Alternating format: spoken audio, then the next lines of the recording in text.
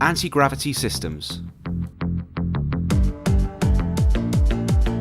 Originally a European organisation, AG Systems were the first company to develop anti-grav vehicles for commercial use, and were the pioneers of the majority of AG technology seen in the world.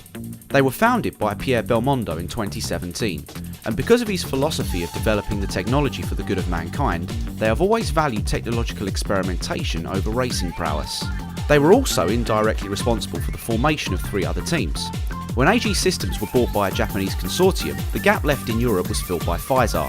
Oricom and Kyrex were both formed by 2 AG Systems employees who were forced to resign after they publicly fell out over the direction AG Systems should be moving in. AG Systems were renowned for their inconsistency, as their ongoing research led to frequent changes in the craft, sometimes as often as between races. Despite this though, most of their pilots remained loyal, confident in the knowledge that they were the envy of many associated with the sport in being able to sample the newest AG technology before anybody else could even dream of it. It remained obvious though that AG Systems was much more concerned with research than racing, and their success on the track was usually short-lived. This approach to AG racing was not to last. Eventually, AG Systems fell victim to their own inconsistency. Their lack of success for many years led the company to declare bankruptcy, and the team which personified the sport itself was no more. What was left of the team was subsequently bought up by G-Tech Systems in 2155 to compete in the F9000 League. While this did keep the company competing, it was at the expense of everything they stood for. G-Tech were money obsessed, openly admitting that they intended to buy success in the league regardless of how much it would cost them. This, coupled with the death of Pierre Belmondo, was the final straw for many old AG Systems fans who soon turned their back on G-Tech, convinced that the soul of AG racing had finally perished. G-Tech's arrogance, though, would eventually be their undoing.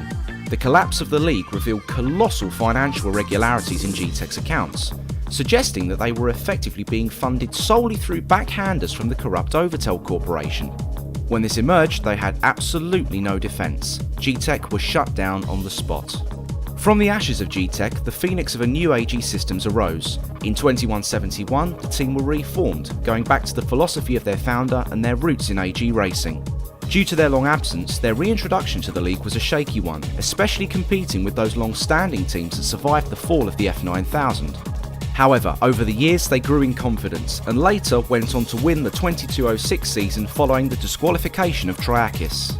A series of strong performances in the FX350 class events, coupled with confidence-inspiring pre-season testing for the FX400 League, showed that their 2206 FX300 championship title was no fluke.